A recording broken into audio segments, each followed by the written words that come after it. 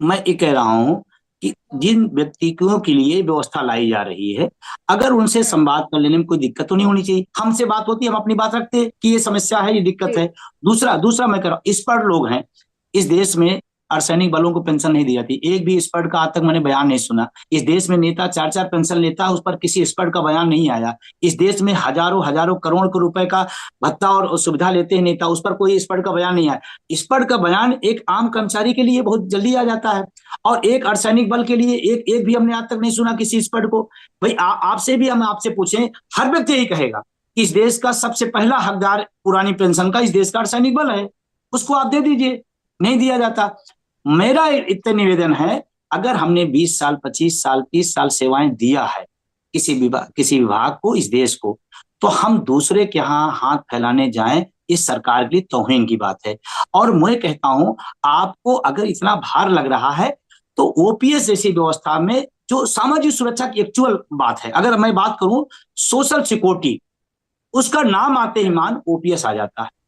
सरकार के पास पैसे की कोई कमी नहीं है। मैं बिल्कुल इस बात से, कोई भी स्पॉट हमारे पास आए, मैं बिल्कुल इंतफाक नहीं रखता हूं, क्योंकि मैं उसी देश में रहता हूं जिस देश में एक दिन के 1 घंटे की रैली में करोड़ों रुपए खर्च होते हैं। हम उसी देश में रहते हैं जिसमें अरबों अरबों घोटाले होते हैं। हम उसी देश में रहते हैं जिस देश में उद्योगपतियों का हजारों हजारों करोड़ रुपए माफ कर दिया जाता है। इसलिए पैसे की कोई समस्या नहीं है इस देश में। हम डिस्ट्रीब्यूशन की समस्या है, नियत की समस्या है।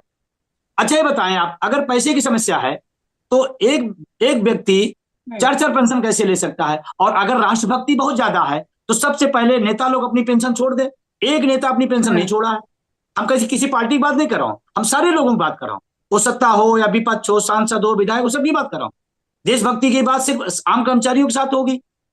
आप एक एक एक पेंशन कोई छोड़ने को तैयार नहीं, एक सुविधा छोड़ने को तैयार नहीं, बल्कि सुविधा बढ़ाने की बात हो रही है। अभी आपको जानकारी लिए बता दूं, राजस्थान सरकार ने क्या किया कि हर बार बजट प्रस्ताव लाना पड़ता था विधायकों सांसदों के वेतन भत्ते के लिए। राजस्थान सरकार ने क्या किया कि बार बार प्रस्ताव लाना ठीक नहीं है, इसको ऐसा कंटिन्यू कर दिया जाए, वो बराबर बढ़ता रहेगा। तब एक बार भी नहीं पाता हुई कि पैसे की दिक्कत है। पैसे की कोई दिक्कत, और दिक्कत अगर है, एक गार्जियन, सरकार हमारी गार्जियन होती है, हमारी सेवा सुरक्षा की उसकी जिम्मेदारी होती है, और हम सरकार के आंख नाक कान होते हैं। सरकार की जितनी योजनाएं आती हैं उसको उतारने का काम हम ही करते हैं। हमारे हाथों से 10-10 पेंशन दी जाती है लोगों को, विधवा पेंशन, विकलांग पेंशन, गरीब पेंशन, ये पेंशन, वो पेंशन, दुनिया भर की पेंशन, और जिसके हाथ से दी जाती है उसको पेंशन देने में तकलीफ है। और टैक्स हम देते हैं, हम वेतन का टैक्स देते हैं। और मैं बता रहा हूं, सरकारी कर्मचारी ईमानदारी से अपने वेतन का टैक्स पेयर है, टैक्स देता है। तमाम लोग नहीं दे पाते हैं। आज भी परसेंटेज आप उठा देख लेंगे टैक्स पेयर कितने हैं, उसमें सबसे अधिकतम सरकारी कर्मचारी का है। उसके बाद भी आपको सुरक्षा देने में उसको दिक्कत आ रही। डीए आज तक हमारा नहीं मिला। कोरोना काल का जिस दौरान में सर्वश्रेष्ठ हमने काम किया, उस दौरान में हमारे डीए अभी तक रुका हुआ है। पैसे सिर्फ इसलिए हैं कि हम डीए नहीं दे सकते, पैसे इसलिए नहीं है कि हम सामाजिक सुरक्षा नहीं दे सकते हैं। और अगर इंडेक्स की बात करें पूरी दुनिया की, भाई बताओ, ये पूरी दुनिया का आपने देखा, पूरी दुनिया का इंडेक्स देखिए सामाजिक सुरक्षा में 44 देशों में 41वें जगह पे हम खड़े हैं। हम कौन सी सामाजिक सुरक्षा दे रहे हैं? नहीं, मैं कहता हूं अगर यूटर्न हो और अच्छे के लिए हो, एनपीएस से यूटर्न ले ओपीएस पे आ जाए, स्वागत है। मैं कह रहा हूं, मैं पहला व्यक्ति हूं इस सरकार का स्वागत करूंगा। एनपीएस से यूटर्न लेकर ओपीएस पे आ जाए, उस पर आ जाए। और रही बात कांग्रेस के अध्यक्ष की, तो मैं बहुत क्लियर कट हूं। वो हमारे पक्ष में है, हमारे मुद्दे के पक्ष में, अच्छी बात है। लेकिन मैं उनसे भी निवेदन करूंगा, तेलंगाना में, कर्नाटका में आपकी सरकार है। आप जब डिबेट में, आप जब बयान में पुरानी पेंशन की तरफदारी करते हैं, तो देश का पढ़ा लिखा नौजवान कहता है तेलंगाना में, कर्नाटका में अभी तक पुरानी पेंशन क्यों नहीं लागू की गई? ये भी सवाल है मेरा, खड़गे जी से सवाल है मेरा। और आपके माननीय राहुल गांधी जी, इतने बड़े मुद्दे पर अभी तक उनका कोई जुबान नहीं खुली, क्यों नहीं खुली है? ओपीएस पर राहुल गांधी जी का स्टेटमेंट अभी तक क्यों नहीं आया? आप तमाम सारे मुद्दों बोलते रहते हैं, देश के लाखों करोड़ों कर्मचारियों के मुद्दे पर आप शांत हैं, क्यों शांत हैं? मेरा विषय सत्ता और विपक्ष नहीं है, लेकिन अगर सत्ता गलत करेगी तो मैं बताऊंगा, विपक्ष जनता की आवाज नहीं बनेगी तो भी मैं बताऊंगा, क्योंकि हमारा मकसद हमारी पुरानी पेंशन है। ये दें वो दें, वो मेरा विषय नहीं है, मुझे चाहिए पुरानी पेंशन। बिल्कुल मैं बहुत क्लियर हूं, मैं बताना चाहता हूं।